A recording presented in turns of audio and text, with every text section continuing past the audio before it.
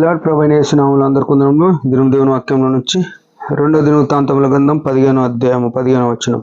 ఈలాగు ప్రమాణం చేయబడగా యూదా వారందరూ సంతోషించిరి. వారు పూర్ణ హృదయంతో ప్రమాణం చేసి పూర్ణ మనసుతో ఆయనను వెదికిరి గనక యెహోవా వారికి ప్రత్యక్షమై చుట్టూనున్న దేశస్థులతో యుద్ధములు లేకుండా వారికి నెమ్మది కలుగజేసెను. ప్రియమైన వాళ్ళారా, ఎంతో అద్భుతమైన దృశ్యం, ఎంతో అద్భుతమైన పరిస్థితి ఇక్కడ చూడగలుగుతున్నాం. యేసుక్రీస్తు ప్రభువును అంగీకరించిన మన జీవితంలో ఇట్లాంటి ప్రమాణం, ఇట్లాంటి ఒడంబడిక దేవునికి మనకు ఉండాల్సిందే. ఈయన ఏం చేస్తున్నాడంటే తన ప్రజలతో చెప్పుకుంటున్నాడు. 13వ వచనం చూస్తే, పిన్నలనేమి, పెద్దలనేమి, పురుషులనేమి, స్త్రీలనేమి, ఇశ్రాయేలు దేవుడైన యెహోవా వద్ద విచారణ చేయని వారందరినీ మరణము విధించుమని నిష్కర్ష చేసుకొనిరి.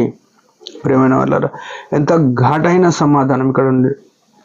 అంటే యేసుక్రీస్తు ప్రభు దగ్గర ఎవరైతే ప్రార్థన చేయరో, ఎవరైతే ఆయన గురించి ఆలోచన చేయరో వారిని చంపేయాల. ఇది మన జీవితంలో మనం గుర్తుంచుకోవాల్సిన విషయం. మనకు ఏ పనిని బట్టి దేవుని మందిరానికి పోకుండా, ఏ ఆలోచనను బట్టి దేవునికి కార్యాలలో మనకు ఆసక్తి లేకుండా పోతుందో ఆ కార్యాలను చంపేయాలి. ఇక్కడ మనుషుల గురించి రాశారు, కానీ ఇప్పుడు మన కోరికల గురించి మనం మాట్లాడుకోవాలి.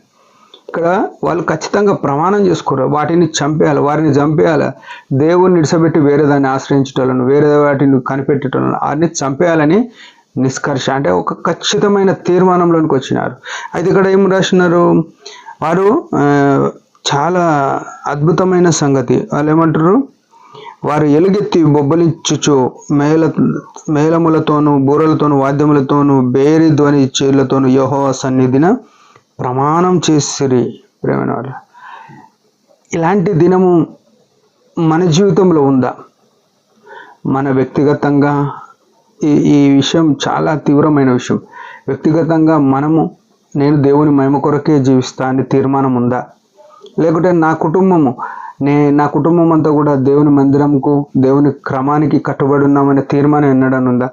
లేకుంటే మా సంఘం అంతా కూడా దేవుని మందిరంలో ఉన్న క్రమానికి కట్టుబడి ఉంది, దేవుని వాక్యానికి కట్టుబడి ఉన్నాము అని ఎక్కడన్నా మనము క్రమం చేసుకున్నామా? కానీ చేసుకోకపోతే ఏదైతే పనికి మాలిన ఉందో, ఏదైతే పనికిరాంది ఉన్నదో, ఏదైతే దేవునికి అవమానకరం ఉందో దాని వ్యక్తులతో సహా దాన్ని దూరం చేసుకోవడం చాలా ఉత్తమం.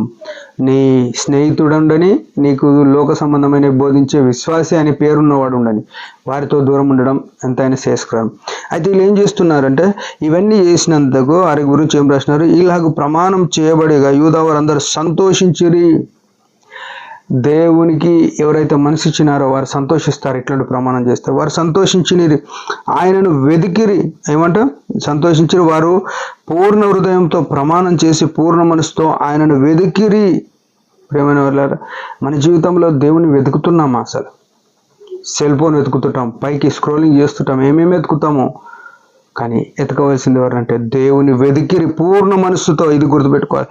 ఆయనను వెదికిరి గనక యెహోవా వారికి ప్రత్యక్షమై చుట్టూనున్న దేశస్థులతో యుద్ధములు లేకుండా వారికి నెమ్మది కలుగజేసెను. ఎంతో అద్భుతమైన సంగతి. మన పూర్ణ మనసుతో దేవుని వెతికేది, ఆయన సన్నిధికి ఒడంబడిక చేసుకునేది, పనికిరానివి తీసేసుకునేది. ఇవి ఒక విశ్వాసికి ఉన్నప్పుడు యుద్ధములు లేవు అంటే చుట్టూ సమాధానం, నెమ్మది. తన జీవితంలో తను వెళ్ళే ప్రతి స్థలంలో తనకు ఎదురుపడే ప్రతి ఒక్కరితో కూడా నెమ్మదిగానే ఉంటుంది పరిస్థితి. అట్లా లేదంటే మనం ఈ దినం మార్చుకోవాల్సింది ఏంటంటే, స్నేహితులను మార్చుకోవాలా, మన వైఖరి మార్చుకోవాలా, మనం యేసు వైపు తిరగాల. ఆయన మన కొరకు కల్వరి శిలువలో ప్రాణం పెట్టి చేతులు చాపి పిలిచింది ఎందుకంటే మనం ఆయన వైపు రావాలని.